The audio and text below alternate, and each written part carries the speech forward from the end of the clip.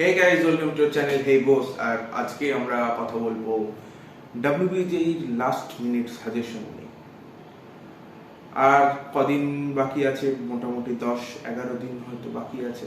তার মধ্যে কিছুদিন তোমার অন্যান্য কিছু কারণে বাদ যেতে পারে, ধরে নেওয়ার 1 সপ্তাহ দেরি।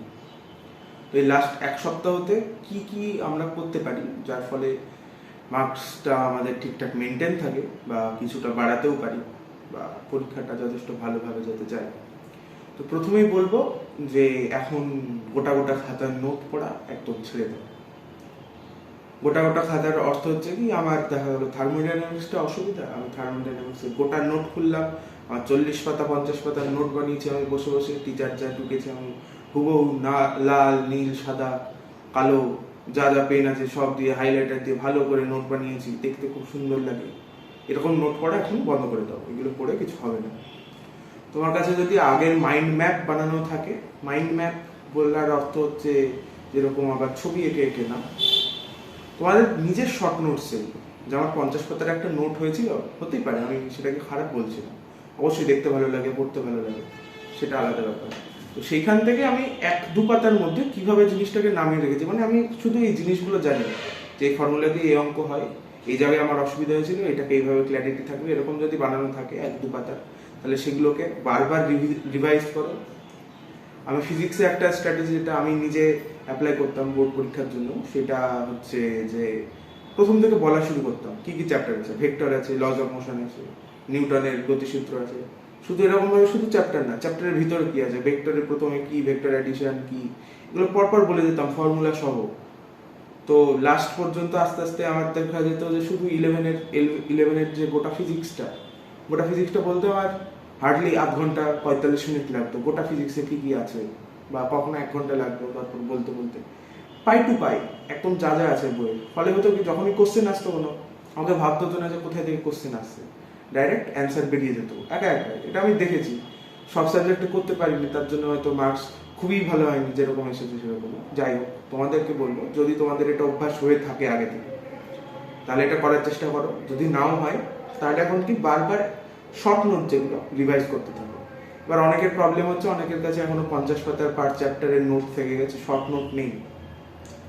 তো তুমি করতে পারো যে যে বই থেকে তুমি করতে, ফিজিক্স কেমিস্ট্রির যে বই আমার কাছে হয়তো আছে কিছু, যেটা আমি হয়তো দেখাতে পারছি না এখন, যাই হোক, এমটিজির হোক আরিয়ান্তের হোক, যে বইগুলো থাকে, তো তার সামনে শুধু ফর্মুলাগুলো, বেশিরভাগ বইয়ের ক্ষেত্রে, শুধু এমটিজি আরিয়ান্ট বলবো না, যে কোনো বইয়ের ক্ষেত্রে দেওয়া থাকে। তুমি সেই ফর্মুলাগুলো দেখো এবং যে কোশ্চেনগুলো অবশ্যই অ্যাটেম্প্ট করেছো সেই কোশ্চেনগুলো আর একবার করে করার চেষ্টা করো, যেগুলো আটকে গেছিল। এ তো গেল বেসিক একবারে। তোমাকে মেনলি যেটা করতে হবে সেটা হচ্ছে যে 10 ইয়ার্সের প্রিভিয়াস ইয়ার অবশ্যই তোমরা হয়তো এতদিনে করে ফেলেছো, যদি না করো তাহলে 1 সপ্তাহের মধ্যে করে নাও। আর যাদের একবার করা হয়ে গেছে তারা দ্বিতীয়বার করো, যাদের 2বার করা হয়ে গেছে তৃতীয়বার করো। কোশ্চেনগুলোকে একদম মাথার মধ্যে গেঁথে নাও, যে দ্বিতীয়বার সলভ করতে হবে না, একই কোশ্চেন এসছে আমি উত্তর শুদ্ধ জানি এরকম। আমি বলছি না যে একদম ঝাড়া মুখস্থ করো যাতে একটু বদলে দিলে পারবো না, সেরকম না। তুমি কনসেপ্ট শুদ্ধ কিভাবে করতে হয় প্লাস ক্যালকুলেশন একদম মাথায় যেন গেঁথে যায়, এই কোশ্চেন দেখবো কমন পড়েছে, ডাইরেক্ট উত্তর আমি জানি, এরকম যে লেভেলের একটা তুমি রিভাইজটা করে নাও। ফার্স্ট ইয়ার, শুধু ফার্স্ট ইয়ারের কথা বলছি। তারপরে মক টেস্ট দিয়েছো, মক টেস্টের একটা অ্যানালাইসিস করতে হয়, সেটা এতদিন যদি না করো তাহলে মক টেস্ট কিছু দাও বা প্রিভিয়াস ইয়ারই দাও, অ্যানালাইসিস করো মক টেস্টে।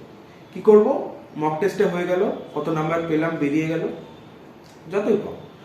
তারপরে একটা সাদা শিট বের করো, লেখো কেমিস্ট্রি বা ফিজিক্সে আমি 150-এর মধ্যে এত নম্বর পেয়েছি, এই কটা ভুল হয়েছে, এই কটার মধ্যে আমি যে কটা জানতাম না, এখন 1 সপ্তাহ মোটামুটি বাকি আছে, জানতাম না, খুব কঠিন লাগে, আর তোমাকে পড়তে হবে না। যেগুলো জানতাম কিন্তু ভুল করেছি, বা হয়তো আমি পড়ে তখন মনে পড়ছিল না যে কোথায় থেকে এসছে কোশ্চেনটা, সেইগুলো রিভাইজ করো। ঠিক প্রশ্ন যেগুলো হয়েছে সেগুলো একবার দেখে নাও যে এই জায়গা থেকে এসেছিল, এত নাম্বার, আমার অ্যাকিউরেসি রেট কত। তারপরে একটা বাঞ্চ তুমি ম্যাথামেটিক্সের জন্য করতে পারো, যে কঠিন প্রশ্ন কটা এসছে, তার মধ্যে কটা পেরেছি, মানে কঠিন প্রশ্ন এসছে তোমার, যেগুলো কঠিন লেগেছে, সহজ কোনগুলো এসছে, এভাবে মক টেস্ট অ্যানালাইজ করো। তো এই 1 সপ্তাহতে বারবার শর্ট নোট রিভাইজ করো, শর্ট নোট না থাকলে আমি যেটা বললাম, যে কোনো জায়গায় যদি সূত্র লেখা থাকে সেইগুলো করো। এখন তোমাকে আর ওয়ান শট দেখতে হবে না, 16 ঘন্টার 18 ঘন্টার ওয়ান শটে কোনো কাজ হবে না, মাথাটা স্থির রাখো। আর একটাই কথা বলবো যে এখন পড়তে থাকো, যেগুলো পারো সেইগুলোই পড়তে থাকো। নতুন জিনিস এখন পড়ার অভ্যাস করতে হবে না। কারোর অর্গানিক কেমিস্ট্রি কিছুই পারি না, আমি এক সপ্তাহে অর্গানিক কেমিস্ট্রি পেয়ে যাবো গোটাটা, তাহলে তুমি পরীক্ষায় গিয়ে শুধু অর্গানিকই পারবে, তাও না পারতে পারো, বাকি কিছুই মনে থাকবে না। ফলে নতুন কোনো জিনিস এখন ওঠাতে হবে না, যেগুলো তোমরা অবশ্যই ভালো মতো পারো, দক্ষতা আছে, সেইগুলোতেই দক্ষতাটা বাড়িয়ে নাও। যদি মনে হয় যে না আমার সবকটাই ভালো মতো রেডি আছে, কিছু জায়গা অসুবিধা আছে, সেগুলো তো অবশ্যই তাহলে তুমি কভার করে নিতে পারবে। তো ভালো করে দাও, আর কিছুদিন বাকি আছে। যদি হয়ে যায় ভালো মার্কস, তাহলে যাদবপুরে আসো, তখন দেখা হবে। ধন্যবাদ।